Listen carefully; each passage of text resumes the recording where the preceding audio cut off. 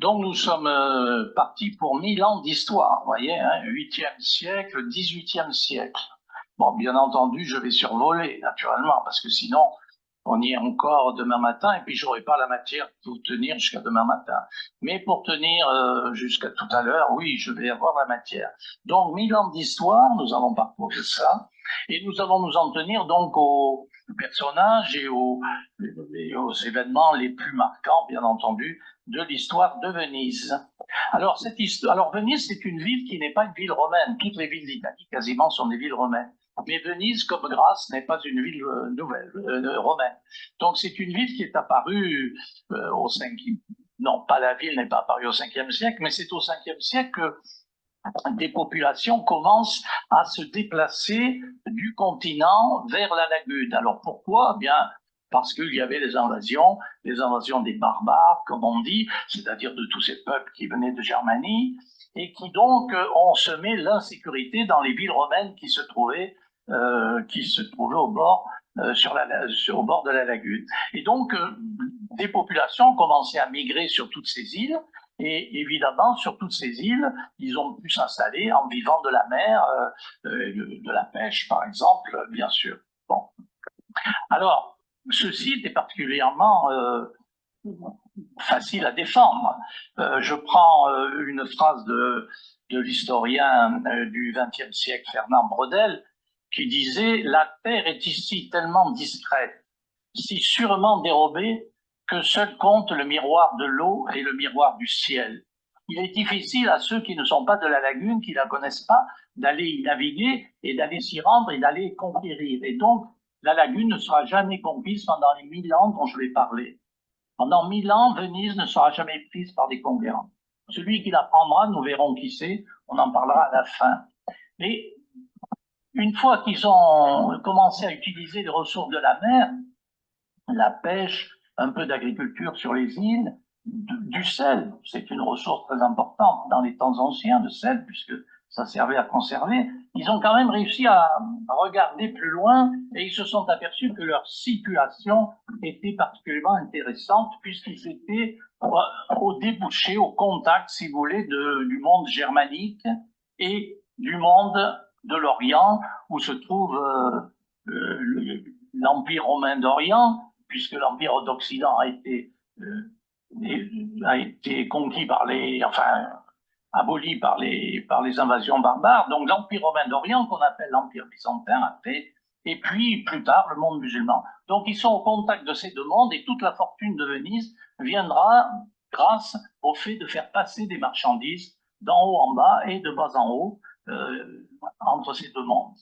Donc, au début, ça commence doucement, et puis du XIIIe au XVIe siècle, on arrive à l'apogée de la puissance de Venise, et puis après, cette puissance décline. Donc, on a une première partie qui consiste à voir comment Venise devient puissante. Et ce lion, c'est le symbole de Venise, on va voir pourquoi, bien sûr. Voilà. Donc, après les invasions barbares, je dis l'Empire romain d'Occident n'existe plus, l'Empire romain d'Orient continue d'exister, et l'empereur Justinien, l'empereur d'Orient, cherche à reconquérir l'Empire, et donc il va reconquérir l'Italie, l'Afrique, etc. Mais il ne va pas réussir à restaurer complètement la Gaule, l'Espagne, non. Mais en tout cas l'Italie, et c'est l'Italie qui nous occupe. Néanmoins, en 538, de nouveaux barbares arrivent de l'Est, ce sont les Lombards. Les Lombards qui maintenant sont, bien sûr, ont donné leur nom à la Lombardie. Et ces Lombards qui arrivent vont contribuer à pousser tous les habitants du bord de la lagune à se rendre sur les îles. C'est surtout à partir du VIe siècle que les îles sont véritablement peuplées. Alors, pour eux, ce qui est un avantage, c'est que ces îles vont rester sous la domination de l'Empire romain d'Orient, c'est-à-dire de l'Empire byzantin, c'est-à-dire de ceux qui tiennent l'Adriatique et la mer. Voilà. Et c'est ça l'origine de la fortune de Venise, c'est le fait qu'eux ne sont pas soumis aux barbares, ne sont pas soumis après au pouvoir d'Occident, mais qu'ils restent liés à l'Empire byzantin. Voilà. Donc, les Byzantins désignent des ducs, en latin c'est donc dux, hein, et ces ducs sont les chefs de guerre, et ça donnera en vénitien les doges. Le doge, c'est le duc, en italien, ça donnera le duce, vous voyez, donc ça part du mot dux, voilà. Et donc, le premier comptoir commercial qui se prospère dans la lagune, c'est celui de Torcello. Ce n'est pas tout de suite celui qu'on connaît aujourd'hui, c'est d'abord Torcello. Ce qui va arriver à Torcello, c'est qu'il va être envasé. Donc, ce comptoir commercial va rester quelque temps. Quelque temps, ça veut dire un siècle, 2 siècles. Et ensuite, les activités des hommes vont se concentrer sur une rive plus haute, Rivo Altus, ce qui va donner le Rialto. Voilà. Au 8e siècle, c'est l'époque de la conquête arabe. Donc, elle est très rapide, elle est fulgurante. On ne sait vraiment pas toujours pourquoi elle a été si fulgurante. Enfin, elle est fulgurante. Et du coup, la Méditerranée devient une zone de conflit entre l'Occident chrétien et le monde musulman. Mais tout en devenant une zone de conflit, c'est quand même une zone d'échange. Parce que quand on se fait la guerre, eh bien, on se fait pas la guerre tout le temps, et par conséquent, on peut faire des échanges, et même les échanges, c'est une des constantes de toutes ces affaires. Alors, ces deux mondes étant très différents, évidemment, il y a de quoi faire pour les échanges. Et par exemple, le monde musulman a besoin de beaucoup d'esclaves. Et il apprécie particulièrement les esclaves qui viennent des pays slaves. Slave donnera slavus, esclave, n'est-ce pas? Donc, les pays slaves, surtout des femmes, parce que les riches musulmans ont besoin de concubines, ont besoin, voilà. Donc, il y a une forte demande et, bien entendu, Venise va, comme d'autres, au début, prendre des esclaves en pays non chrétiens ici, et puis les revendre dans le monde musulman. Et en contrepartie, bien sûr, ils vont acheter des richesses qui se trouvent ici, nous allons voir lesquelles, et qui donc pourront être transportées sur l'Occident. Donc au IXe siècle, c'est le grand siècle de l'essor de la civilisation arabo-musulmane, 9e, 10e, n'est-ce pas? Et une nouvelle puissance apparaît, l'Empire des Francs. Et Charlemagne, qui devient aussi roi des Lombards, parce qu'il fait taire les Lombards, il s'empare du royaume des Lombards, il veut s'emparer aussi de la lagune. Pourtant, c'est immense, l'Empire de Charlemagne. Mais vous voyez bien, hein, même si on est un pays très grand, on veut toujours s'emparer d'un tout petit qui est à côté. Mais il n'y arrive pas. Il ne parvient pas, les troupes de Charlemagne ne parviennent pas à s'emparer de la lagune. Alors finalement, il fait un accord avec les Byzantins et la lagune reste sous la juridiction des Byzantins, ce qui, pour Venise, je l'ai dit, est un avantage. En 828, deux marchands de Torcello fonctionne encore, rapportent les reliques de Saint-Marc volées à Alexandrie. Et à l'époque, au Moyen-Âge, surtout dans le haut Moyen-Âge, il est très important d'avoir des reliques. Si on veut attirer les gens dans sa ville, si on veut montrer son prestige, il faut qu'on ait des reliques. Et plus tard, ça sera autre chose. Là, c'est l'époque des reliques. Alors, ils sont allés voler, enfin, c'est l'histoire qui le dit, c'est l'histoire, mais peut-être aussi, c'est évidemment un peu une légende, parce que peut-être qu'ils ont trouvé ça ailleurs. Enfin, bon, voilà, ils sont allés voler à Alexandrie des reliques de Saint-Marc. Saint-Marc, c'est pas Saint-Pierre, c'est pas Saint-Paul qui sont à Rome, mais c'est quand même un apôtre très important. Donc, s'emparer des ressources de Saint-Marc, c'est pas mal. Et comment ont-ils pu échapper à la vigilance des musulmans? Eh bien, dit la légende, ils ont caché les reliques sous des morceaux de porc. Et évidemment, en les mettant sous des morceaux de porc, ils ont évité les contrôles, n'est-ce pas, évidemment. Donc, ils arrivent à Venise, très contents, n'est-ce pas, avec ces reliques. Et évidemment, on va construire une église, qui n'est plus aujourd'hui, et on va, autour de cette église, à Rivo Altus, faire la première ville, le premier noyau de Venise. Voilà. Donc, ces reliques de Saint-Marc, et d'où le lion, puisque le signe de Saint-Marc l'évangéliste, c'est le lion. Voilà pourquoi Venise a comme emblème le lion, bien sûr, le lion puissant qu'on a vu tout à l'heure.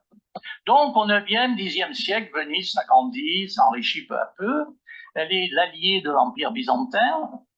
Elle lutte donc avec lui contre les barbares et les Arabes. Mais peu à peu, le doge, qui était désigné par les Byzantins, devient indépendant et du coup, Venise, progressivement, gagne son autonomie, sa liberté. Alors, le commerce qui a commencé, tout de suite enrichit la ville et des gens, il y a un progrès de la démographie et puis il y a des arrivées aussi de l'extérieur. Et donc, on va passer à une ville de pierre, c'est-à-dire jusque présent, c'était des cabanes, à part quelques églises, quelques bâtiments. Et là, on va construire une ville de pierre. Alors, vous savez tous, je pense, enfin, on l'a vu très souvent, que Venise est construite sur des pilotis de chêne. Donc, on a enfoncé dans la couche d'argile qui se trouve au fond de la lagune. La lagune n'est pas très profonde, hein, c'est juste quelques mètres. Donc, on enfonce des milliers de pieux, ensuite on fait un plancher, et puis on construit dessus en pierre d'Istrie. D'Istrie, c'est juste à droite de Venise, à l'est de Venise, et c'est une pierre qui résiste à l'eau. Donc c'est très intéressant d'avoir le soubassement en pierre d'Istrie. Et puis au-dessus de la pierre d'Istrie, comme elle est chère, il faut aller la chercher de l'autre côté, eh bien on peut bâtir en briques.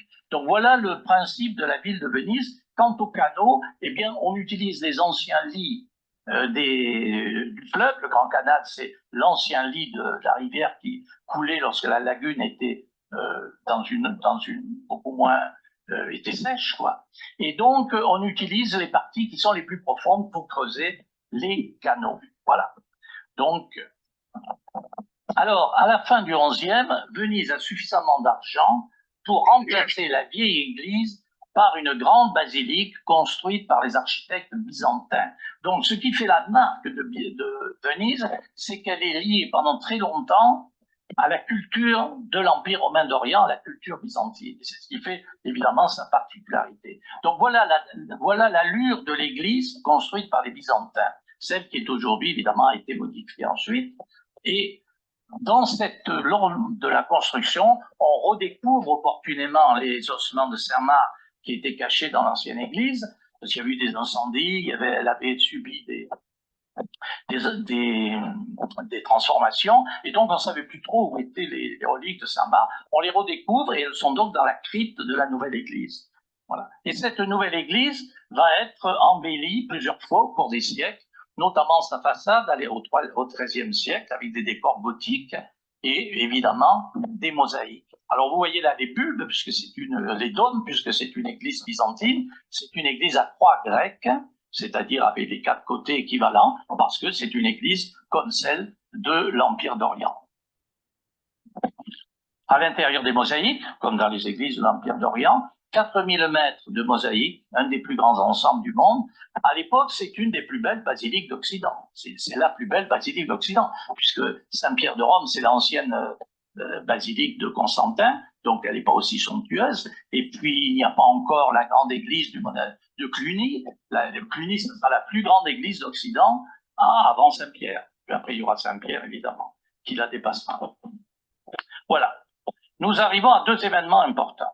En 1082, l'empereur d'Orient, l'empereur Comène, accorde la liberté de transit aux Vénitiens, c'est-à-dire la liberté de commercer dans l'Empire, sauf la mer Noire, parce que la mer Noire, c'est plutôt les Génois qui viendront, donc pour l'instant par la mer Noire. Et évidemment, quand on leur accorde la liberté de commerce, ça veut dire qu'ils ont des avantages, une exemption de taxes, et 3 échelles. Les échelles, c'est-à-dire 3 comptoirs, 3 ports, 3 quais avec des entrepôts pour mettre les marchandises. Voilà, donc les Vénitiens sont dans l'Empire byzantin, bien installés, à Constantinople, la capitale. Ici, bien entendu, Constantinople, capitale de l'Empire byzantin. Et puis, 1084, l'empereur du Saint-Empire romain germanique.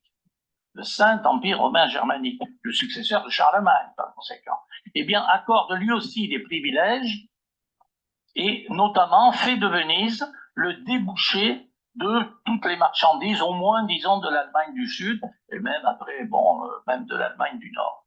Donc, voilà des décisions qui feront la fortune de Venise, même si, bien sûr, elles seront en partie remises en cause à certains moments. Nous le verrons. Donc, à partir du XIe, Venise, c'est pas un cas unique, Venise. Hein. Il y a d'autres villes en Italie qui sont des républiques maritimes.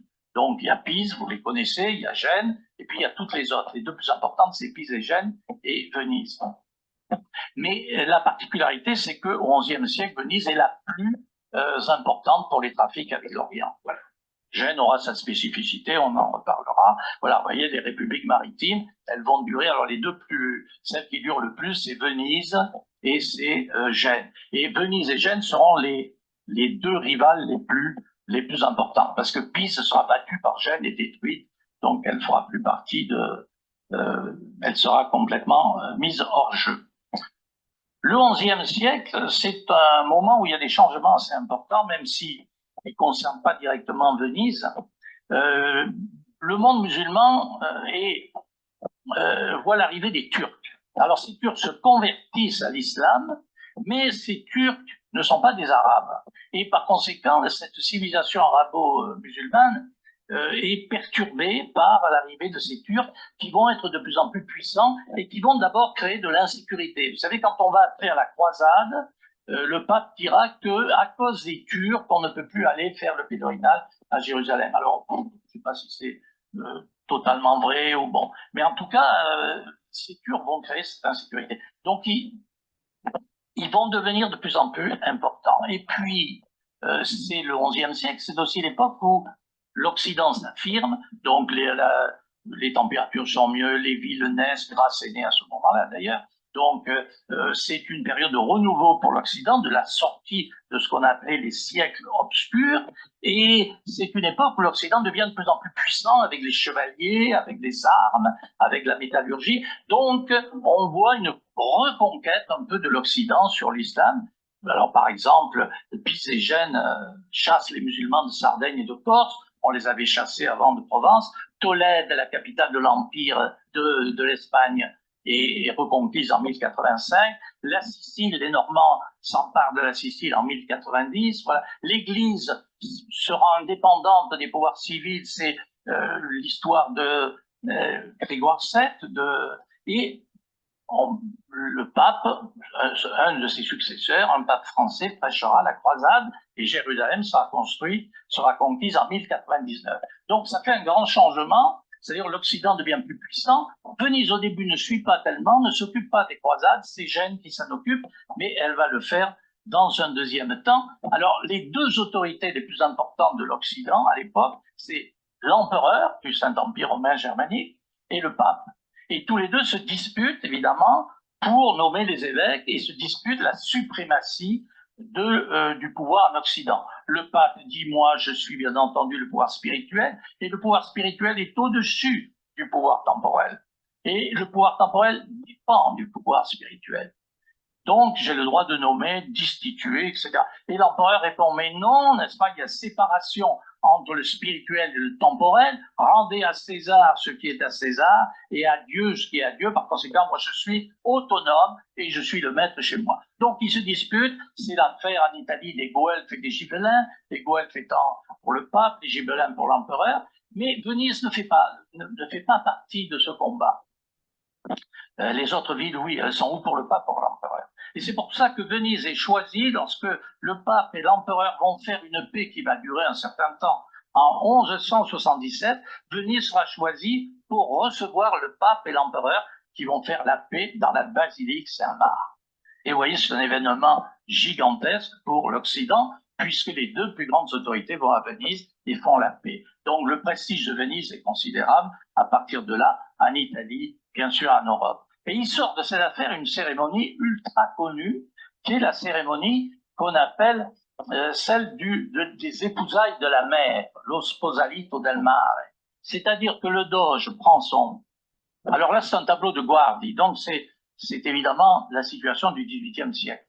On n'est pas encore 18e, mais bon, évidemment, je me suis servi beaucoup de M. Guardi et de M. Canaletto. Alors évidemment, j'ai pris celui-là. Donc vous voyez ici la grande galère du Doge, et cette grande galère du Doge, le jour de l'ascension, de la Sansa, comme on dit à Venise, eh bien, il part vers la mer, vers le Lido, et le Doge jette un anneau d'or dans la mer en disant « Je t'épouse, mère », il le dit en latin, bien sûr, « Je t'épouse, mère, en signe de perpétuelle, de véritable et perpétuelle domination ». Les fameuses épousailles de la mer, qui se font toujours d'ailleurs, évidemment, pour les touristes à Venise. Donc, à partir du XIIe siècle, les relations se détériorent quand même entre Venise et l'Empire byzantin. Ça, c'est un plan de la capitale de Constantinople. Constantinople, c'est la plus grande ville de l'époque. C'est 1 million d'habitants, c'est la plus grande ville de l'époque, avec Bagdad un peu avant, mais Bagdad ça n'est plus. Ça n'est plus à son apogée. Donc Constantinople, et vous voyez qu'à Constantinople, il y a désormais les Vénitiens, mais il y a les Génois et les Pisans, parce que l'empereur s'est dit quand même, ces Vénitiens, ils sont trop puissants, et donc il faudrait peut-être que je les mette en concurrence. Et donc les relations se détériorent, je ne vais pas évidemment les détailler, et du coup, à un moment donné, en 1171, tous les Vénitiens de Constantinople sont arrêtés, et même tous les Latins seront massacrés un peu plus tard. Donc, à partir de cet événement, Venise constitue une flotte, 120 galères qui sont envoyées pour attaquer Constantinople, mais à l'époque, ça pouvait arriver, même une flotte puissante, il y avait la maladie, il y avait les épidémies, la flotte est dispersée, le doge rentre, vaincu, il est condamné à mort, exécuté, et à partir de là, le doge n'aura plus de pouvoir absolu, il ne pourra décider que dans des conseils, c'est-à-dire qu'il ne pourra plus décider tout seul. Il reste chef d'État, mais il n'a plus de pouvoir personnel. Vous voyez. Bon, voilà. Donc, lorsque le pape Innocent III prêche au début du XIIIe siècle la 4e croisade, Venise va profiter de cette occasion pour détourner cette croisade de son but qui était d'aller attaquer l'Égypte. Alors, parce que pour aller attaquer l'Égypte, il fallait que Venise fournisse les bateaux et fasse passer les croisés en Égypte. Donc, Venise demande d'être payée. Bien sûr, elle accepte, mais il faut payer Venise. Or, les croisés n'ont pas l'argent. Alors, Venise dit, ben, c'est facile, puisque vous n'avez pas l'argent, vous allez faire un certain nombre de conquêtes pour nous. Et c'est ainsi que commence la croisade dans l'Adriatique. Bon, je viens à Constantinople. Finalement, tout ça se termine avec des querelles avec des usurpateurs, un empereur. Bon, ils se querellent un peu, donc évidemment, ça les affaiblit. Et finalement, le 12 avril 1204, les croisés s'emparent de Constantinople. Évidemment, le pape crie au scandale, puisque des chrétiens attaquent d'autres chrétiens, des chrétiens d'Orient. Mais bon, voilà. Et cela se fait avec le doge de Venise. Il a 90 ans, il est aveugle, il est parti avec la flotte, et il magouille tout ça pour que Venise puisse s'emparer de l'Empire byzantin. Et effectivement, c'est ce qui arrive. Donc, et on fonde un empire latin de Constantinople. Voilà. Et Venise s'empare des îles d'Orient, de grands vastes territoires. Voilà. Et à partir de là, Venise va devenir une puissance mondiale. Voilà, la ville est pillée. Alors, par exemple, vous voyez les chevaux qui sont sur la basilique, ils viennent de l'hippodrome de Constantinople.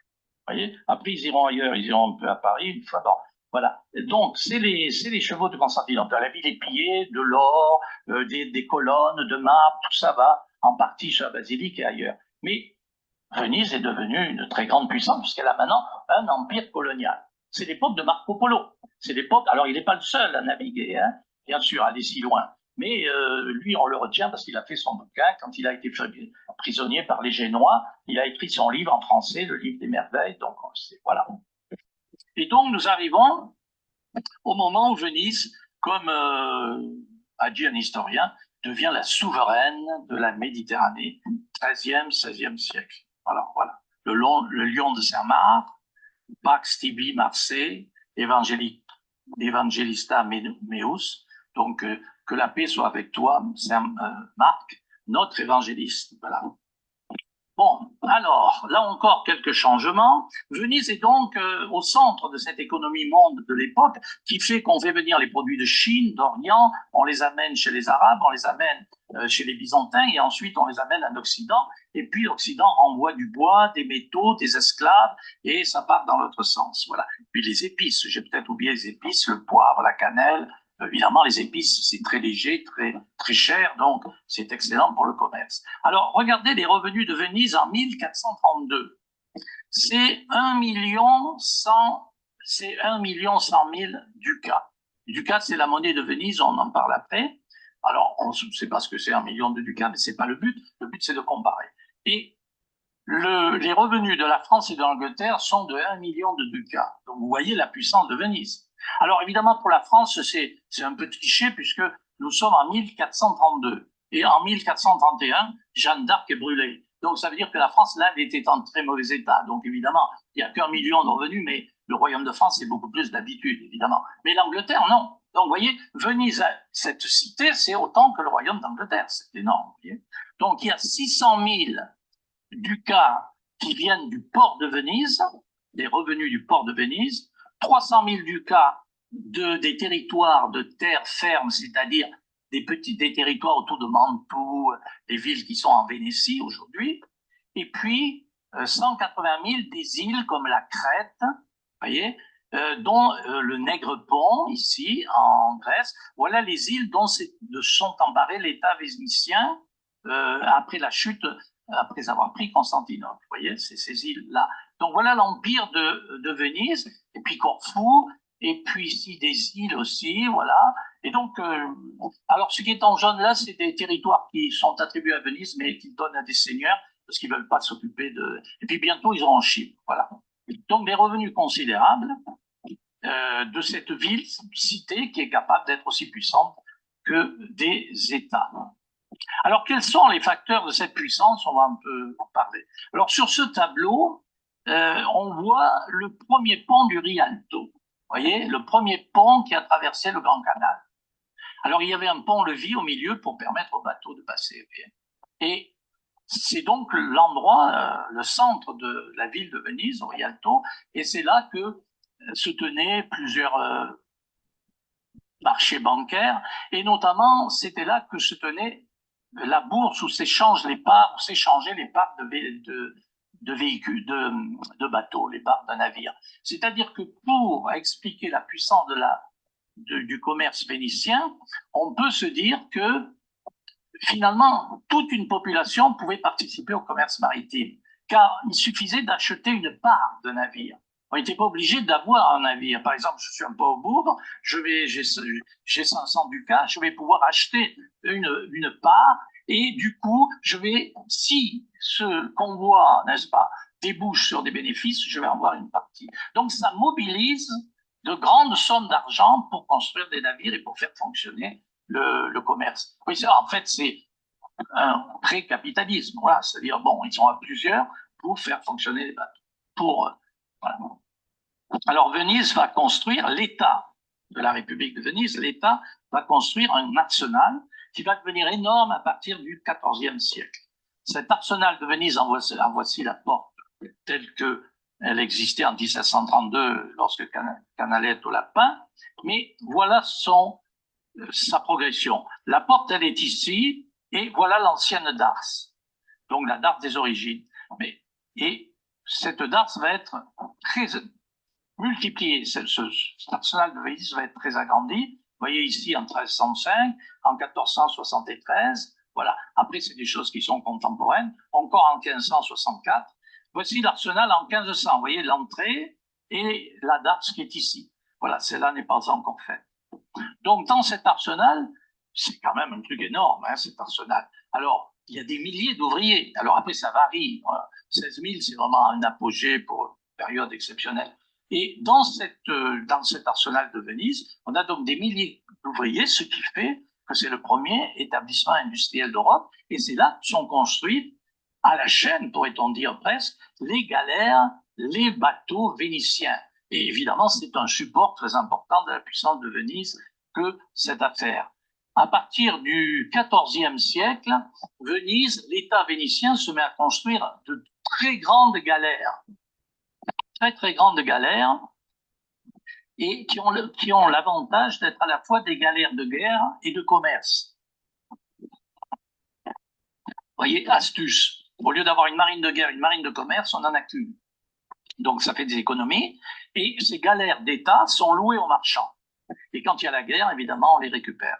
Donc elles sont très grandes, et on peut mettre les marchandises. Alors dessus, c'est le pont où se trouvaient les rameurs, et puis dessous, évidemment, se trouvent les cales avec les marchandises. Alors, ces galères d'État ne fonctionnent que pour les marchandises précieuses, c'est-à-dire les épices, les choses qui sont dangereuses à promener à commercer sur la mer parce qu'on peut être attaqué. Oui. Bon, voilà. Qui fait marcher? Ben, les rameurs. Alors, il ne faudrait pas croire que ces rameurs sont des esclaves ou sont des prisonniers de guerre. Non, les rameurs vénitiens sont des gens payés pour faire ça. Et donc, ils sont plutôt bien payés. Un jour viendra, au XVIe, XVIIe, où plus personne ne voudra faire ce boulot. Donc, ils seront obligés de prendre des prisonniers, des esclaves. Mais là, ça ne marchera plus. Parce que eux, comme ils sont vénitiens, ils sont capables de défendre le navire. Dessous, il y a les armes, il y a les arbalètes, il y a les mousquets. Et donc, ils sont capables de devenir soldats si besoin. Voilà. Et puis enfin, ces grandes galères sont organisées en convois. Donc ces convois partent ici évidemment de Venise, là c'est le môle de Saint-Marc, donc ils partent de Venise et ils partent en convoi jusqu'à Lorient. Alors il y a des trajets qui sont bien entendu répertoriés, qui chaque année sont à peu près les mêmes et qui se passent surtout l'été. On ne navigue pas l'hiver, bien sûr. Les galères, c'est trop difficile. À la fin, bon, on finira par naviguer un peu plus l'hiver, mais on va dire, on navigue principalement l'été. Et puis, il faut des grands entrepôts, donc dans la ville et sur le Grand Canal pour stocker les marchandises quand arrivent ces convois. Alors, tout le commerce n'est pas fait par l'État. Hein.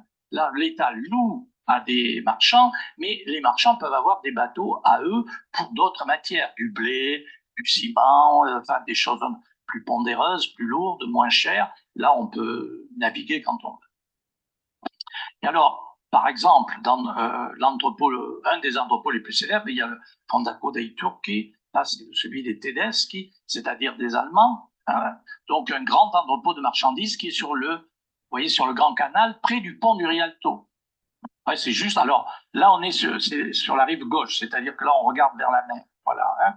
Et le Fondaco dei Tedeschi a été reconstruit au XVIe, donc c'est pas celui de l'époque dont je parle.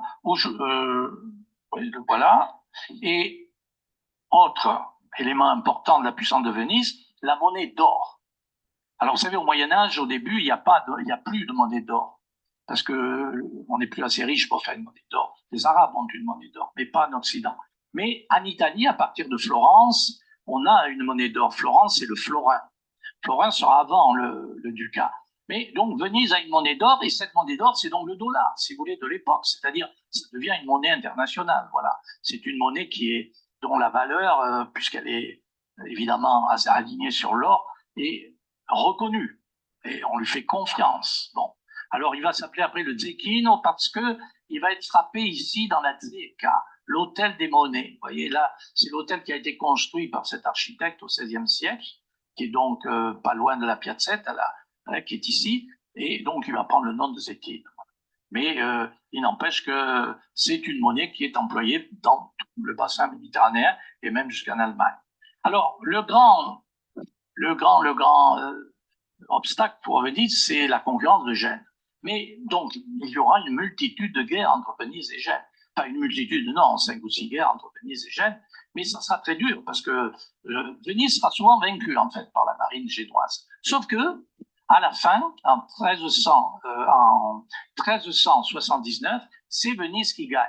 Les galères génoises s'approchent de Venise, elles sont à Chioggia, donc pas loin, mais elles sont finalement vaincues. Et à partir de cette défaite, finalement, Venise va prendre la suprématie sur Gênes et donc elle va avoir un siècle de paix. Ensuite, Gênes ne fera plus de commerce, se tournera vers la finance. Et Gênes deviendra, si vous voulez, la plus grande banque d'Occident. Voilà. Donc, Venise, en somme, a acquis là sa liberté pour s'occuper du commerce international par rapport à Gênes. Bon, même si Gênes continue un petit peu. Bon, la puissance de Venise, c'est aussi son industrie.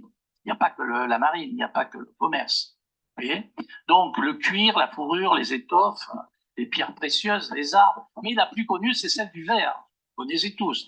Elle a été déplacée en 1291 pour des raisons de sécurité. Donc, vous voyez sur cette gravure, le doge, vous voyez, il a ce chapeau caractéristique, qu'on va revoir tout à l'heure, et sur cette gravure, il visite ces ateliers qui sont très surveillés par l'État. C'est un secret absolu que celui du verre, parce que Venise détient là un secret qui met très en avance sur ce qui se fait ailleurs, et donc c'est très très contrôlé. Bon, vous savez que Colbert réussira à piquer le secret des Vénitiens, mais c'est pas tout de suite, là on n'y est pas encore, hein, évidemment. Bon. Donc Venise a un État puissant avec un gouvernement aristocratique. Et ce gouvernement aristocratique de Venise, aristocratique, ça veut dire que ce sont les premières familles, les premiers marchands du début qui ont gardé le pouvoir. Et d'ailleurs, ils ont interdit à tout autre de venir dans leur vote. Donc, ils sont 2000, 3000, et il n'y a qu'eux qui peuvent voter, vous voyez. Donc, c'est un gouvernement, aujourd'hui, on trouverait ça scandaleux. Mais vous allez voir que ce n'est pas si scandaleux que ça a des avantages. Donc, c'est un gouvernement aristocratique, mais ces aristocrates sont obsédés. Alors, ce ne sont pas des aristocrates d'épée, ce ne sont pas des aristocrates comme en Occident, comme chez les Francs. C'est des aristocrates, en fait, du travail, des aristocrates du commerce, des hommes d'affaires, hein, bien sûr. Donc, ils créent des richesses. Et ils sont obsédés par l'idée d'empêcher toute tyrannie. Il faut absolument empêcher que le doge puisse donner son pouvoir à son fils. Il faut absolument empêcher que le doge soit toujours élu dans la même famille.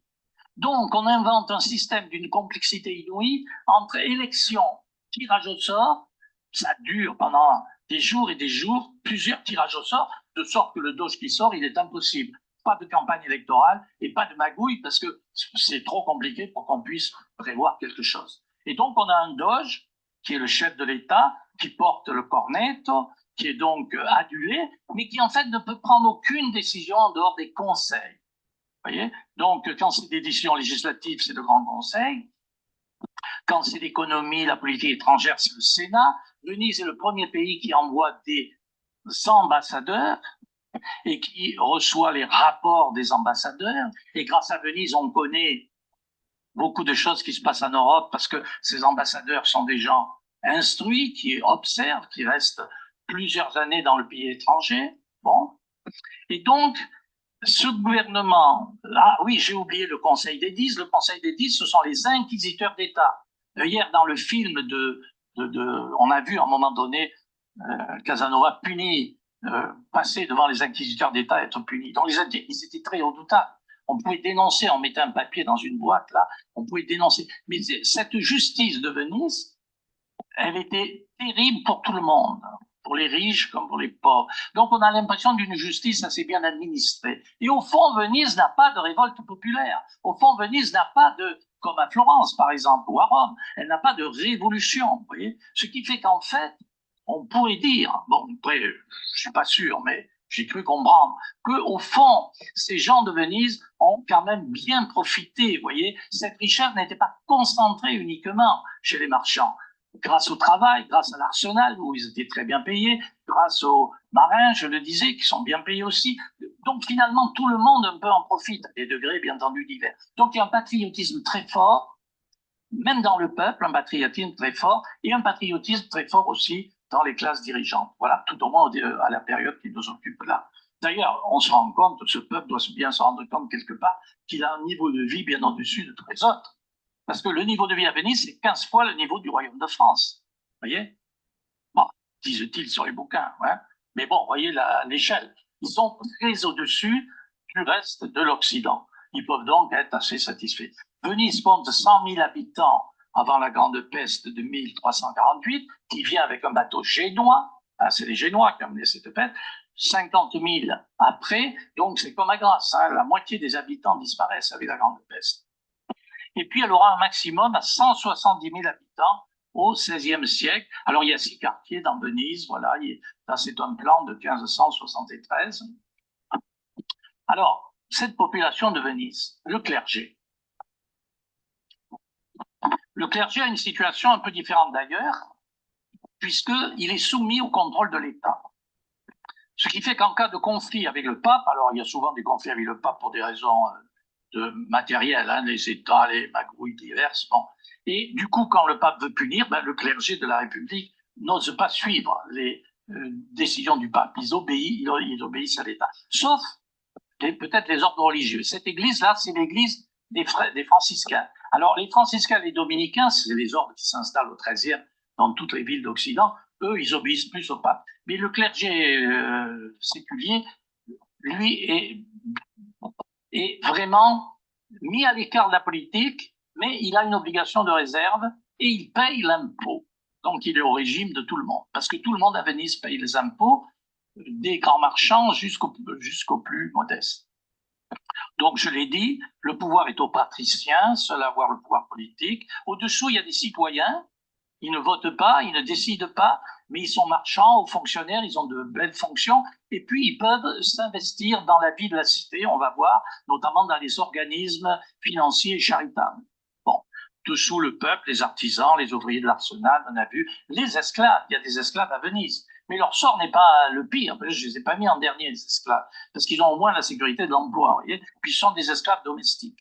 Donc, les esclaves domestiques, ça peut être mauvais, ça peut être pas trop mauvais. Bon. Et puis, les misérables. Il y a des misérables, il y a des enfants abandonnés, il y a beaucoup de gens abandonnés, vous voyez, des enfants, parce que les naissances illégitimes, on va en reparler après. Donc, on abandonnait les enfants. Et là, c'est l'État qui s'en occupe. Il s'en occupe par des organismes qui s'appellent les hospitals et les hôpitaux. Hein. Donc, et puis, il y a aussi, comme là on voit sur la photo, Scuola Grande di San Marco. Ça, ça veut dire grande école, mais c'est pas une école, c'est une confrérie. C'est une confrérie. C'est des anciennes confréries du Moyen Âge que l'État a exigé qu'elles deviennent des confréries sociales. Il leur a dit non, vous n'allez pas faire pénitence stupidement, vous allez faire pénitence en aidant ceux qui sont pauvres. Et donc, ce sont des organismes où les citoyens, ceux qui ne sont pas marchands, ceux qui ne sont pas dans ceux qui décident, s'investissent, ils gèrent ça, c'est beaucoup d'argent, ils ont donc de magnifiques salles, ils font travailler des peintres, ils font travailler des artistes, et ils secourent les malheureux. Voilà. Et puis en dernier, les étrangers, il y a beaucoup d'étrangers à Venise, bien sûr, on verra, il y en a de plus en plus. Et puis des juifs qui étaient d'abord sous la Giudecca, ça veut dire la juiverie, et puis ensuite dans le quartier du ghetto, qui a donné ghetto, bien sûr, pour les autres quartiers. En Europe, à partir du XVe siècle, l'Empire ottoman devient de plus en plus puissant. Donc les Turcs ottomans ont pris le pouvoir en Anatolie, ils sont de plus en plus puissants, ils vont remplacer l'Empire byzantin. Mais ces Turcs ottomans sont des ennemis pour Venise. Et là, Venise va s'épuiser, évidemment. Et c'est comme ça que Venise va développer son domaine de terre ferme, soit pour pouvoir rassembler les ressources contre les Turcs, soit pour compenser les pertes qu'elle va avoir quand, bien entendu, les Turcs vont s'emparer de ces territoires. Donc c'est le Doge, vous voyez, on voit un très beau portrait de Doge, et ce Doge, François Foscari, va donc conduire cette politique de conquête sur la terre ferme. Alors, Venise n'a pas d'armée, c'est pour ça qu'il faut un condottiere, c'est-à-dire un chef de guerre, un entrepreneur de guerre qui, lui, a des soldats, qui, lui, n'est-ce pas, peut mobiliser des forces, et Venise va conquérir tout un territoire dans l'intérieur des terres. Ça va être accéléré par la prise de Constantinople par les Turcs en 1453, par le sultan que vous avez ici, Mohamed II ou Mehmed II. Hein, c'est un tableau de Bellini, parce que lui, il est allé négocier, parce que les Vénitiens n'ont pas mis longtemps à faire, bon, Constantinople est tombée, c'est horrible, la Constantinople chrétienne n'est plus, Sainte Sophie est prise par les Turcs. Mais 4 ans après, Venise recommençait à faire du commerce avec les Turcs, évidemment. Sauf que les Turcs sont très puissants. Et ils sont puissants en Méditerranée, et ils sont puissants sur la mer, et donc Venise a un problème. Est-ce qu'il faut qu'on lutte contre les Turcs? Et à ce moment-là, il faut s'allier à la puissance qui va devenir dominante, c'est l'Espagne. Mais l'Espagne est très puissante en Italie, donc c'est dangereux pour Venise. Ou alors faut-il s'allier avec la France contre l'Espagne, on va le voir. Et là, c'est moins dangereux, mais du coup, on est seul devant les Turcs. Vous voyez, donc c'est un dilemme. Alors souvent, Venise restera neutre, en fait. Restera neutre. Bon. Alors voilà, devant cette montée des Turcs et de la prise de Constantinople, les Italiens s'entendent, c'est la paix de Lodi en 1454, et les frontières de l'Italie sont assez stabilisées pendant un siècle. Et vous voyez en bleu, le territoire de Venise, il est énorme. Vous voyez, il arrive jusqu'aux portes de Milan. Donc l'État de Venise est gigantesque, enfin gigantesque pour l'Italie, bien sûr. Il y a Ravenne aussi, la ville byzantine. Voilà. Et puis la côte d'Almate avec d'ici l'Istrie, vous voyez. Donc tout ça, c'est Venise. Voilà. Et ça rapporte de plus en plus, beaucoup plus que les colonies qui sont en train de tomber aux mains des Turcs. Mais, grand changement encore dans le monde, les grandes découvertes. C'est-à-dire que les Portugais et les Espagnols partent à la découverte du monde. Donc, vous le savez, l'Amérique, et puis aller chercher des épices par le tour de l'Afrique. Donc tout ça est une mauvaise nouvelle pour Venise. Sauf que ça ne marche pas tout de suite, bien entendu. En plus, l'Empire ottoman arrive à sa puissance maximum. Vous voyez, le grand Soliman le Magnifique, c'est nous qui l'avons appelé comme ça, le Magnifique. Et lui, il est très puissant, il fait très peur à Venise. Vous voyez, bon. Donc, et puis Venise est un peu seule face aux Turcs. Hein, vous voyez. En plus, les Français, vous le savez, c'est des prêtres, puisqu'ils font alliance avec les Turcs. Hein. Vous le savez, François Ier fait alliance avec Soliman le Magnifique. Donc, hein, c'est dur. Bon. Alors, les guerres d'Italie. Les guerres d'Italie, c'est les guerres entre la France et l'Espagne pour la domination de l'Italie. C'est-à-dire que l'Espagne, c'est la première puissance du monde. Et donc, la France essaye, bien entendu, de contrebalancer, surtout que Charles Quint est empereur à la fois d'Allemagne et d'Espagne. Donc, on se sent un peu encerclé. Bon, c'est peut-être une vue de l'esprit. Mais comme on se sent encerclé, les rois de France vont lutter contre cela, et notamment François Ier. Donc, ces guerres d'Italie, c'est pas une bonne nouvelle pour l'Italie, parce qu'évidemment, elle est le champ de bataille.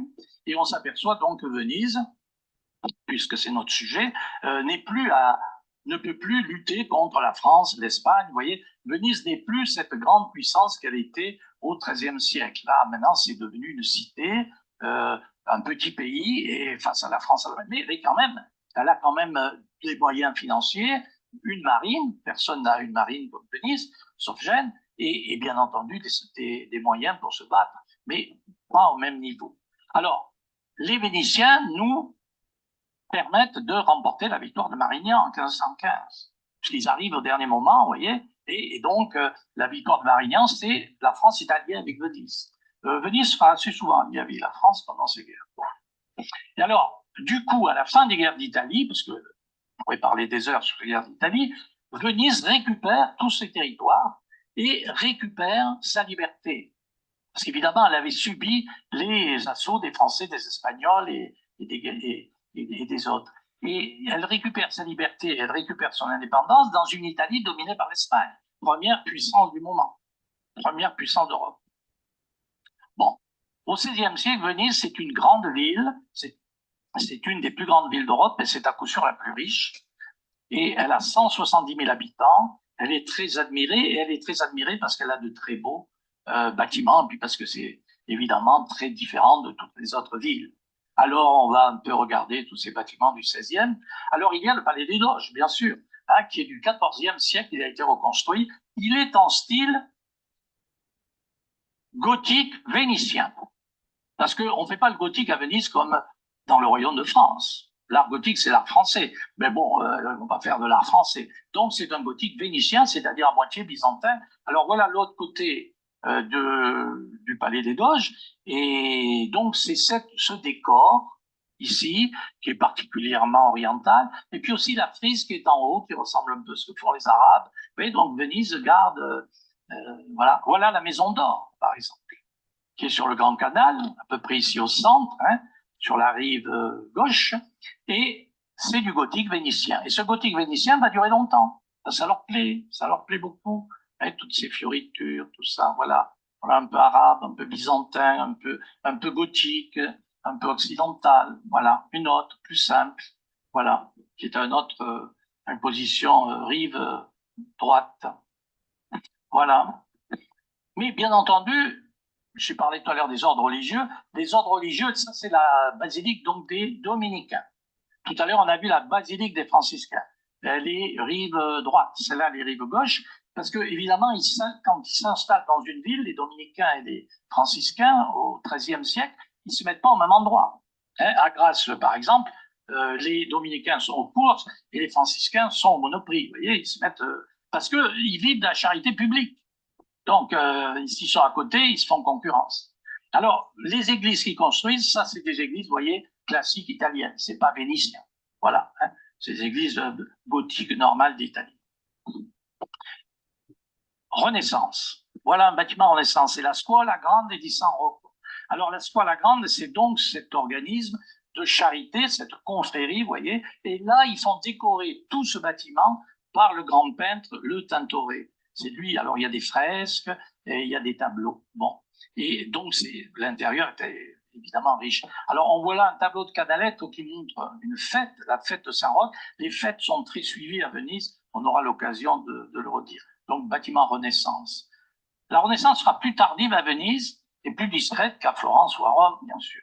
Un autre bâtiment Renaissance, le fameux Fondaco dei Tedeschi, c'est-à-dire l'entrepôt des Allemands, dont les marchands allemands étaient obligés d'habiter là, de mettre leurs marchandises là, et ils ne pouvaient faire commerce que là. Et les bateaux vénitiens, quand ils apportaient des marchandises pour les Allemands, devaient venir les mettre ici. Et sur ces marchandises entassées là, l'État prélevait ses taxes. Donc, vous voyez, tout ça est très efficace, hein, bien entendu. Aujourd'hui, c'est un magasin de luxe, l'intérieur du Fondaco dei Tedeschi, voilà. Alors, c'est parce qu'il se repère facilement, parce que quand on met sur Google les Américains, là, le Venise, et tout de suite, ils montrent ce truc de luxe, voilà. Le campanile est construit au XVIe siècle, Renaissance. Et puis regardez la place, donc qu'on appelle la Piazzetta. Donc à Venise, la place, il n'y a que la place Saint-Marc et la Piazzetta. Tout le reste, c'est des campos, donc c'est pas le bon piazza.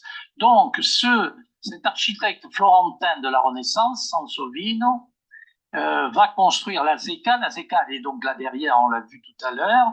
La Loggia, c'est cette entrée des bâtiments administratifs qui se trouvent là, et cette bibliothèque dans laquelle vont arriver tous les livres des Grecs qui ont été chassés de Constantinople. C'est quand les Grecs, les savants grecs, sont partis d'Orient, ils ont été chassés par les Turcs, ils sont venus se réfugier en Italie, et notamment un plus important que les autres, ils ont donné une partie de leurs livres à l'État vénitien. Donc voilà la bibliothèque. Et puis, dans la campagne vénitienne, dans cette campagne qu'on a vue, dans ces territoires de terre ferme, ces nouvelles villas à l'antique avec l'architecte Palladio. C'est-à-dire, puisque c'est la Renaissance, on revient à l'Antiquité, et donc on combine en quelque sorte le retour à l'Antiquité puis la modernité de l'époque. Voilà, les villas de Palladio. Alors, il n'a pas fait que des villas, Palladio, il a fait des églises aussi. Donc, sur ce tableau de Canaletto, on voit l'église Saint-Georges, qui est en face, donc, Saint-Marc, hein, sur une île, voilà. Et qui est donc, pareil, à l'antique, devant des nefs, et puis avec un dôme, bien sûr, qui donc rappelle ce qui se faisait dans l'Antiquité, ou en Orient. Alors, à Venise aussi, l'arrivée des savants grecs, mais aussi l'arrivée des imprimeurs allemands. Vous savez que l'imprimeur a été inventé en Allemagne, et donc un Allemand, Jean de Spier, arrive à Venise et crée un centre d'imprimerie qui deviendra important, qui deviendra un des plus importants d'Europe, avec au XVIe siècle, Venise sera le premier centre d'imprimerie d'Europe. Donc ça, c'est une révolution énorme, hein, qui est celle de l'imprimerie, et Venise en prend largement sa part.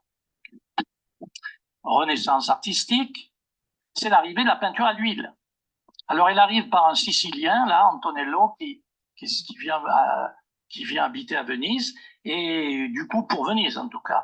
Voilà les premiers tableaux Renaissance par rapport, qui changent donc de ce que s'en faisait à l'époque gothique. Giovanni Bellini, l'Estase de Saint-François. Alors, il a un frère, donc ça, c'est le tableau du frère aîné, et puis il a de petits frères. Alors, lui, c'est pas à l'huile, vous voyez, c'est un peu plus gothique, vous voyez. Alors, ça, c'est les grandes cheminées de Venise, parce parfois, il fait des vents énormes, donc ils ont des cheminées gigantesques. Et puis là, la perspective n'est pas encore parfaite, vous voyez. Donc, le petit frère, il n'est pas encore... Bon, enfin, ce tableau, il est à peu près de la même époque, un peu plus tard. Et puis, 3 grands peintres à Venise à cette époque. Alors, le Titien, vous connaissez, je ne prends évidemment que les plus grands. Alors, il se fait connaître, le Titien, par ce tableau qui est dans la basilique des franciscains. Ce tableau de l'Assomption de la Vierge. C'est le premier tableau qu'il fait et qui le rend célèbre. Ensuite, il fera beaucoup de portraits. Celui qu'on connaît le plus dans les livres d'histoire, celui-là, là, mais il y en a d'autres. C'est la Vénus d'Urbain. Ça, c'était pour un seigneur d'Urbain. Donc, l'Assomption de la Vierge, voilà. Lui, c'est un portraitiste éminent. Et puis, Véronèse. Véronèse, le tableau des noces de Cana, qui est au Louvre. Et lui, alors, il est réputé pour ses couleurs, bon, vous le savez. Et le troisième, c'est Tintoretto, le Tintoret. On a vu tout à l'heure le corps de Saint-Marc et de Venise. Voilà, les 3 grands peintres du XVIe siècle. Mais Venise est aussi une ville de plaisir et de fête. Alors, ceux qui ont vu le film, évidemment, ça a commencé comme ça, par la fête, par le carnaval. Bon, et ces fêtes à Venise sont très suivies, D'abord parce qu'au début, comme là, en 1496, ben, elles amènent des confréries, c'est-à-dire les scuole et les confréries viennent en masse. Donc il y a du monde, évidemment, vous voyez, aux fêtes de Venise. Et il y a très souvent des fêtes. Et il y a une participation populaire. Voilà. Alors là, vous voyez la place Saint-Marc telle qu'elle était en 1496. Aujourd'hui, elle est plutôt comme ça, puisque là, il y a de nouveaux bâtiments, et là, il y a de nouveaux bâtiments. On les a vus tout à l'heure, et on les reverra encore. Alors, nous sommes au XVIe siècle. On ne peut plus attirer les touristes seulement par les reliques. Donc, il y a un autre moyen d'attirer les touristes, c'est d'avoir les courtisanes. Et les courtisanes sont extrêmement nombreuses à Venise. En 1514, comme l'État y fait très attention, les surveille et les encourage, donc il y en a 11 654 pour 150 000 habitants. Alors ça paraît gigantesque, mais je vous rassure, Paris, ça devait être à peu près du même ordre, même si Venise a la palme. Et il y a en plus, édité par l'État, il catalogo di tutte le principali più onorate cortigiane di Venezia, c'est-à-dire les plus honorés, les plus connus. Et là, il y a les prix et tout. Et donc, il y a à peu près 200 courtisanes qui sont, vous voyez, et ce pont-là s'appelle le pont des Tétons. Pourquoi le pont des Tétons? Parce que nous sommes dans un quartier nous sommes au quartier de San Polo, pas loin du Rialto, et là, les courtisanes ont l'autorisation et même sont incitées à montrer leurs seins aux gens qui passent, surtout la nuit. Et la République veut ainsi lutter contre l'homosexualité qui est terriblement réprimée, et condamnée à mort. Hein. Donc voilà, les courtisanes, elles font une œuvre de salubrité publique, n'est-ce pas? Et la plus célèbre de toutes, c'est Veronica Franco, une courtisane honorée. Vous voyez? Montaigne, d'ailleurs, note ses talents de poétesse. Il a lu des... Moi, j'ai lu aussi de Véronica Franco. Et donc, il dit, ouais, mais elle est très bonne. Parce que, comme elle est courtisane, au fond, elle est un peu enviée par les femmes simplement mariées à de riches marchands. Parce que quand vous êtes une femme mariée à un riche marchand, vous avez droit à rien à l'époque. Hein, vous êtes soumise. Vous n'avez pas d'autonomie. Or, les courtisanes ont une autonomie. Elles ont de l'argent, et elles peuvent parler aux gens importants, elles sont reçues, et elles peuvent écrire, elles peuvent publier. Alors, bon, évidemment, leur situation de notre côté est terrible, parce qu'elles sont soumises à d'autres inconvénients, mais voilà, elles n'ont pas la même vie, elles peuvent être enviées. Alors, Véronica Franco, elle se rend bien compte qu'elle est dominée par les hommes, mais elle est quand même suffisamment révoltée pour dire la vertu ne réside pas dans la force du corps, mais dans la vigueur de l'âme et de l'entendement. Quant à cela, je suis sûr que les femmes ne sont pas inférieures aux hommes, mais au contraire, elles ont donné plusieurs preuves d'être supérieures à eux. Voilà, je mets ça parce que je sais qu'il y a beaucoup de dames ici. Voilà. Bien sûr. Donc, Véronica Franco, vous voyez, c'est pas d'aujourd'hui quand même, Véronica. Alors, ce tableau, il s'appelle pas Véronica Franco, mais bon, on la reconnaît. Mais bon, à l'époque, en 1555, il a écrit, le Tintoret, dame montrant sa poitrine. Si elle montre sa poitrine, c'est que c'est une courtisane, d'accord? C'est voilà. En juillet 1574, le doge de Venise reçoit le roi de France, Henri III.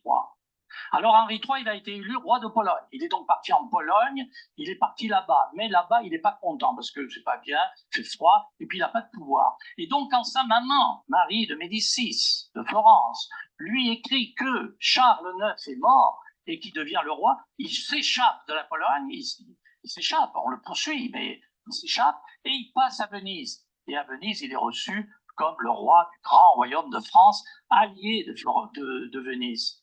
Et quel est le cadeau somptueux que la République de Venise fait au roi de France? Une nuit avec Véronica Franco. Et à l'issue de cette nuit, échange de cadeaux, des poèmes qu'elle a composés, qu'elle lui remet, et lui, il part avec son portrait, n'est-ce pas? On ne sait pas ce qu'il en a fait ensuite. Voilà le tableau qui nous montre le roi de France Henri III, j'ai dit Henri VIII, je me trompe, c'est Henri III, reçu par le doge de Venise. Voilà. Ils ont fait les choses bien, ils ont mis tous les artistes, Palladio, tout ça, ils ont fait plein de... Et nous en arrivons donc à cette dernière partie où Venise se fatigue. Vous voyez, le lion est visiblement fatigué. Hein. Et donc, il y a bien la splendeur de Venise, mais il y a aussi la décadence et puis la fin. Voilà. Mais ça reste magnifique sur le plan artistique. C'est ce que nous allons voir. Alors, 1571, tout à l'heure, c'est la victoire des marines chrétiennes à Lépante sur les Turcs. C'est une nouvelle qui est célébrée dans tout l'Occident. Et vous voyez que Véronèse a fait ce tableau qui montre Saint-Marc présentant à la Vierge Marie la République de Venise. Elle va se faire féliciter par la Vierge Marie, c'est normal. Une telle victoire. Surtout que la victoire de Lépante, c'est 100 galères de Venise sur les 200 qu'il y avait. Donc Venise a fait la moitié. Hein. Mais en réalité, cette victoire de Lépante, donc on se dit les Turcs sont finis. Pas du tout. En fait, ils perdent des bateaux, mais alors ils n'auront plus une marine puissante au point d'être les maîtres de la Méditerranée. Mais par contre, ils vont susciter la piraterie des barbaresques. Et la mer Méditerranée va être infestée par les barbaresques, par les pirates, jusqu'à la prise d'Alger en 1830. Vous voyez, ça sera le dernier. Voilà. Donc, il va y avoir ces barbaresques. Alors, c'est pas tous des Arabes et c'est pas tous des musulmans, parce qu'il y avait des chrétiens qui, voulant se lancer dans cette activité fructueuse, se faisaient turcs. Mais faccio turc. Ils se faisaient turcs pour pouvoir faire les pirates. Mais il n'empêche que les Turcs ne sont plus la puissance navale dominante, mais bon, il y a la piraterie. Mais ça ne les empêche pas de conquérir les territoires de la République de Venise. Vous voyez, l'Empire ottoman, c'est tout ça. Alors, ils s'emparent de Chypre en 1572, de la Crète, la carte est de 1600, donc c'est pas, mais voilà, de la Crète, donc Venise perd son empire colonial. Et puis, autre mauvaise nouvelle, donc évidemment, comme elle n'a plus l'empire colonial, c'est plus difficile pour faire du commerce parce que cet empire colonial, par exemple la Crète, c'est excellent pour faire escale. Alors elle garde des petits ici, Coron, Modon, Corfou, elle garde quand même des petits ports, mais bon, c'est pas aussi intéressant.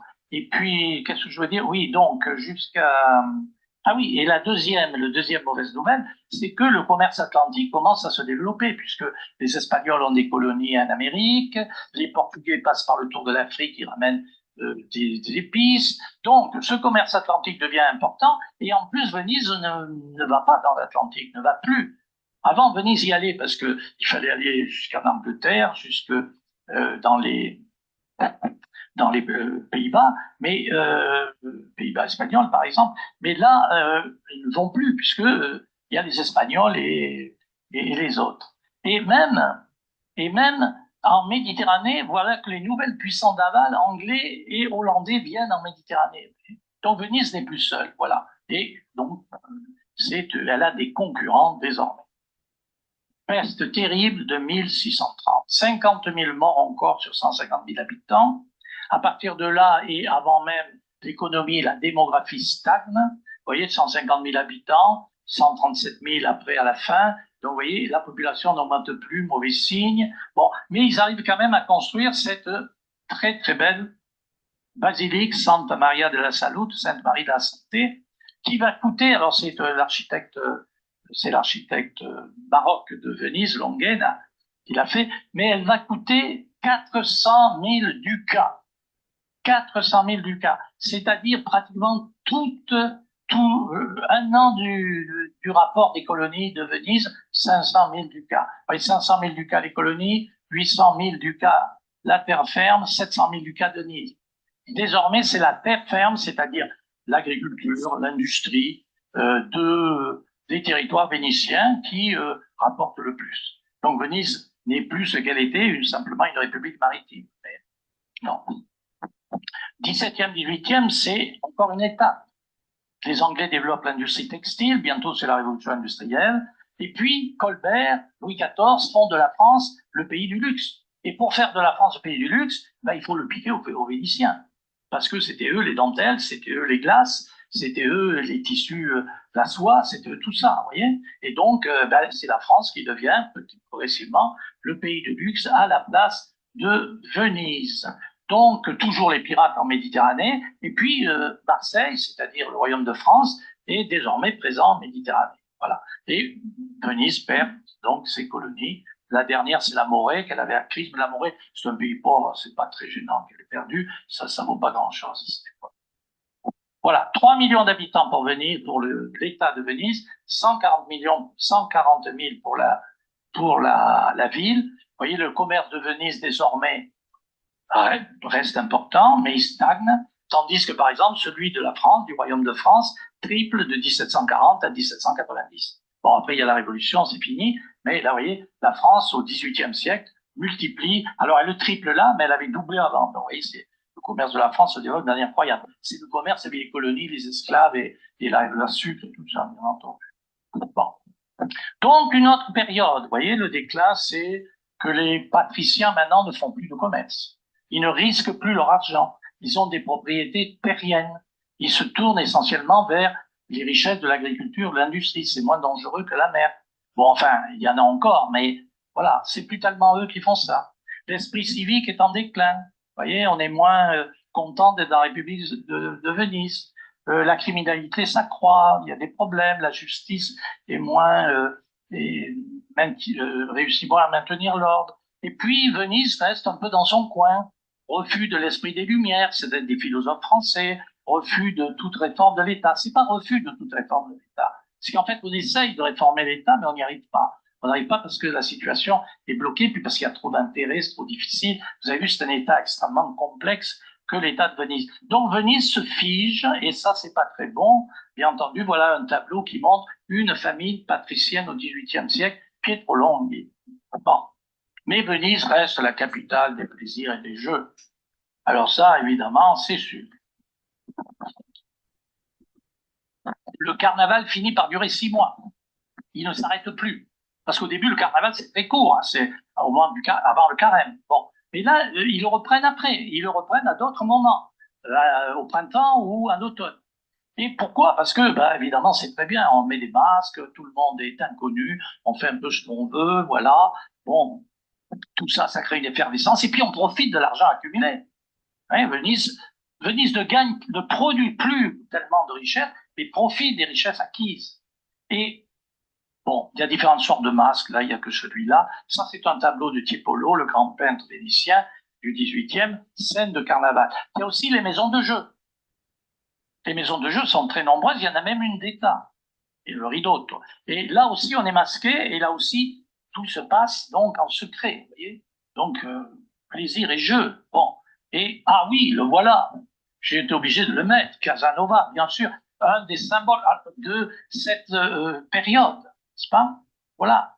Donc, il a raconté toute sa vie dans un livre bon, très important de 4000 pages en français, parce qu'évidemment, au 18e, et même avant, c'était utile d'écrire en français. Mais je ne vais pas parler de Casanova parce que il y a Madame Fener, elle sait trop bien en parler, donc peut-être si vous avez des questions, on pourra. Mais enfin voilà, alors lui, ce Casanova, il passe qu'une partie de sa vie à Venise, hein, parce que finalement, il finit en prison à cause des scandales qu'il provoque. C'est le symbole de la séduction. Vous voyez, c'est le symbole des plaisirs. Mais c'est aussi le symbole du savoir. C'est-à-dire qu'il sait beaucoup de choses, il parle plusieurs langues, voilà. Mais c'est pas un type qui produit des richesses. Donc, vous voyez, pour l'économie, il ne sert pas à grand-chose. Bon, c'est un peu vil ce que je dis par rapport au film que j'ai vu hier. Mais enfin, voilà, je suis pas baroque. Hein, bon. Et il se définit comme vénitien. Il est très attaché à Venise. Voilà. Bon. Venise est à ce moment-là la ville qui reçoit le plus de visiteurs en Europe. Donc, elle s'embellit. Vous voyez la place Saint-Mars en 1730. Vous voyez, les nouveaux bâtiments. C'est des bâtiments administratifs. Voilà, hein, des procurati, parce que les procureurs, c'est des fonctionnaires de Venise. Voilà. Donc, une très belle ville. Alors, très belle ville. Le pont du Rialto, il est construit en 1588. Il y a un concours, il y a Michel-Ange qui participe, mais c'est pas Michel-Ange qui gagne. C'est un type qui s'appelle Antoine Dupont. Pour construire un pont, c'est pas mal.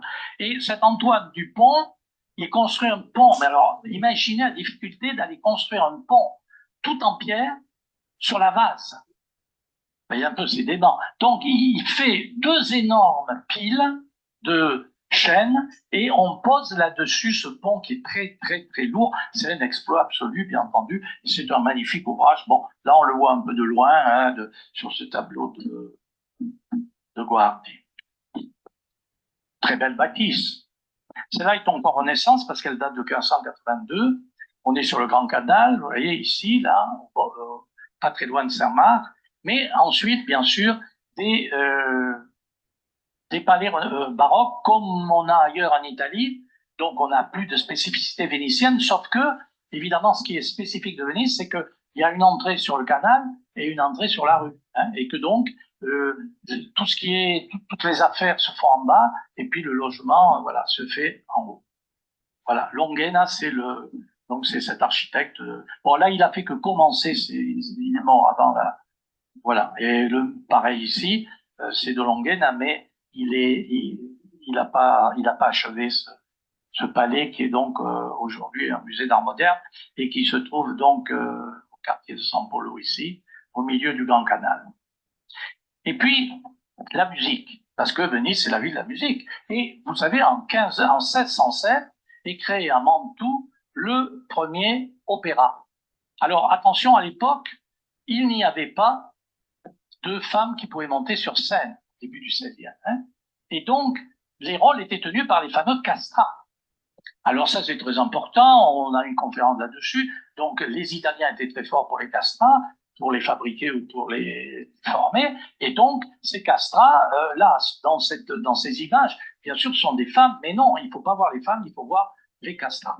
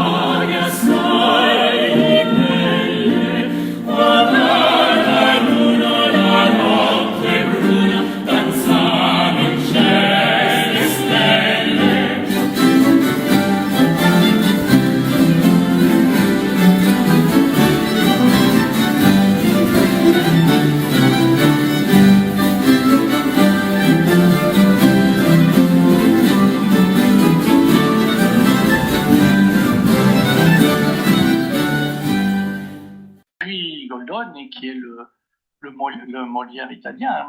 Goldoni renouvelle le théâtre italien, il vient après Molière, il s'inspire, et il s'inspire aussi de la commedia dell'arte italienne. Et c'est donc quelqu'un qui écrit un nombre impressionnant de pièces qui sont encore jouées souvent. Et finalement, il finit en France parce que il gagne pas assez d'argent en Italie, et donc il vient diriger le théâtre italien en France, et puis il va écrire en français et sera pensionné par le roi jusqu'à la Révolution.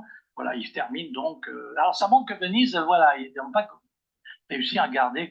Bon, la production artistique exceptionnelle, on l'a vu, on ne va pas y revenir. Donc Canaletto, Guardi, Longhi. Alors bien entendu, il y en a beaucoup d'autres, mais j'ai pris que ceux qui étaient les plus connus et les plus importants.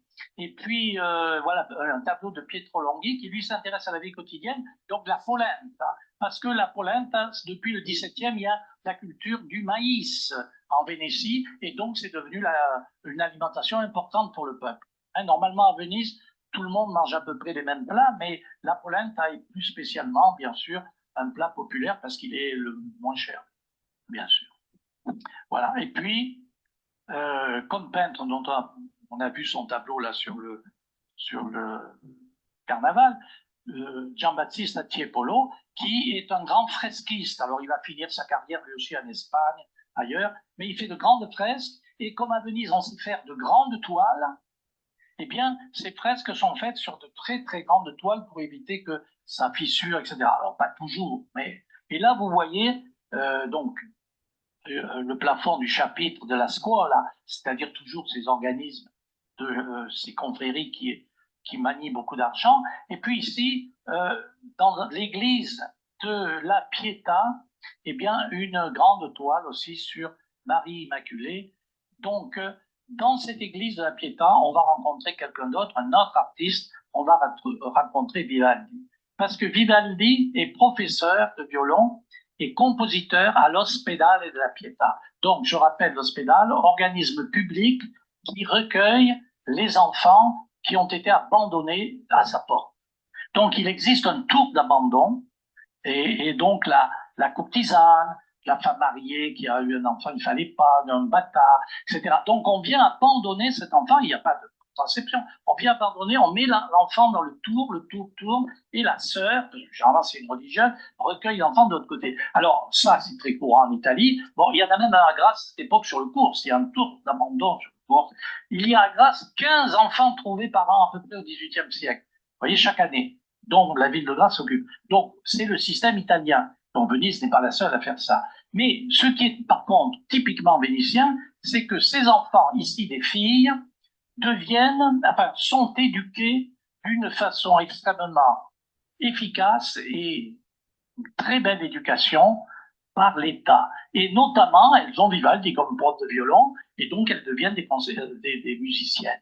Et aussi des chanteuses. Donc les concerts de l'Ospedale, il y a 4 ospedali à Venise, donc les concerts de l'Ospedale della Pietà sont suivis, alors il y a beaucoup d'hommes qui viennent, parce que évidemment elles sont en clôture, comme des religieuses, mais les clôtures à Venise, ça marche pas terriblement, notamment en période de carnaval. Donc il y a foule, hein.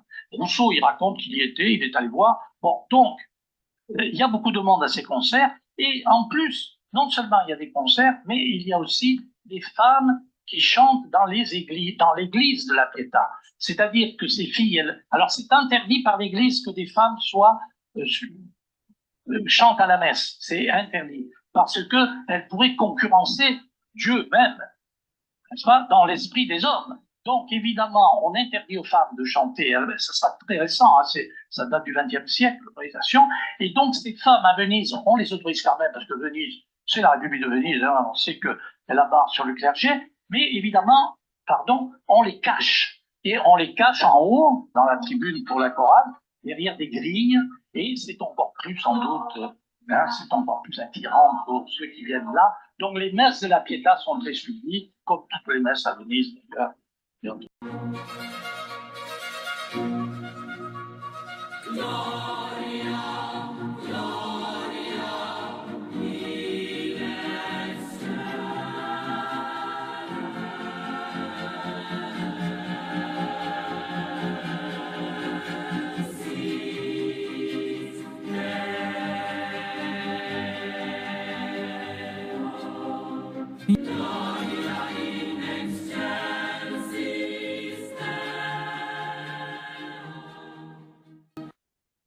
Un autre, grand musicien de Venise, lui alors il fait rien, il est suffisamment riche pour pas travailler. Il n'est pas professeur comme Vivaldi, lui il s'amuse avec la musique et il écrit des centaines de concertos, c'est Albinioni.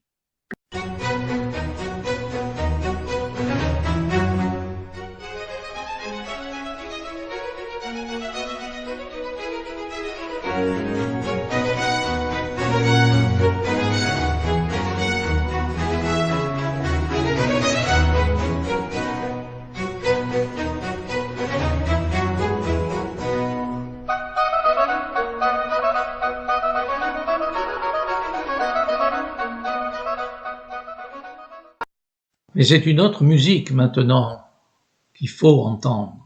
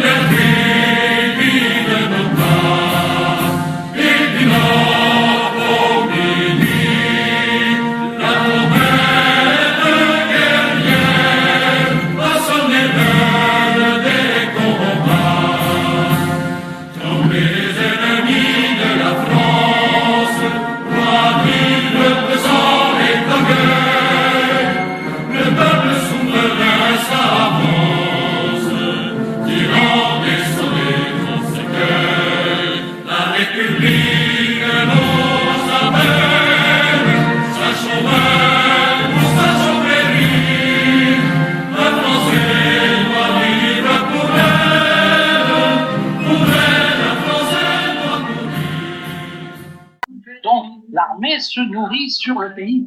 Et c'est ce qui va créer des incidents de la République de Venise, parce que le directoire a dit à Bonaparte, non, touche pas à notre allié, la République de Venise. Oui, mais lui, il a besoin de ravitaillement, il a besoin, donc il exige, il réquisitionne, et les autres résistent, et alors il menace.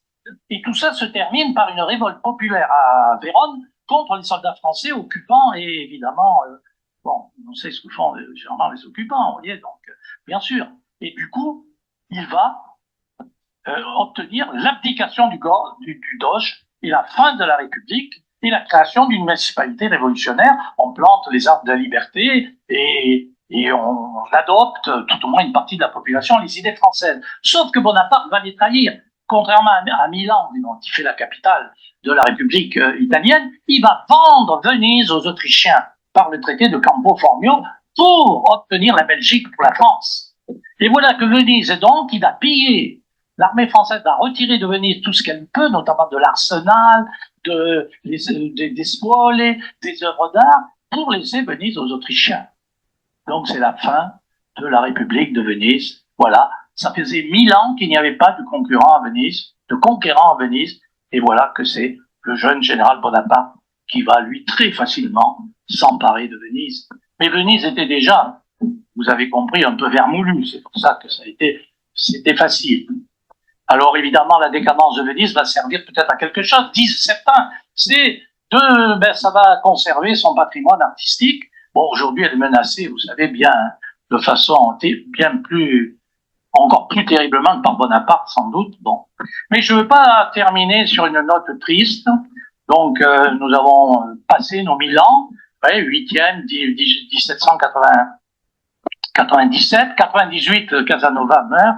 Et je voudrais terminer sur plutôt une note poétique d'une Vénitienne. Alors ça, c'est le vrai tableau de Veronica Franco, parce que un peu plus tard dans sa vie, Tintoret lui a fait son portrait avec son nom. Alors là, le sein, il est plus guère, hein, juste un peu, parce qu'évidemment, c'est devenu une courtisane très honorable. Hein, voilà. Donc, elle a parlé de sa ville, parce qu'elle était très contente d'être née à Venise, hein, parce que Venezia, dove anch'io, la Dio merce son nata. Heureusement que je suis né, Dieu merci, à Venise. Bon, c'est en vénitien. Voilà. Et qu'est-ce qu'elle dit de Venise? Pour terminer donc notre affaire, elle dit « Haute dominatrice de la mer », bien sûr, Venise a dominé les mers, « Vierge royale et pure et inviolée », parce que le violeur, vous le connaissez, Bonaparte, mais en 97. Donc là, 1000 ans sans être violée. Donc, Vierge royale, pure et inviolée, sans égal et sans autre exemple dans le monde.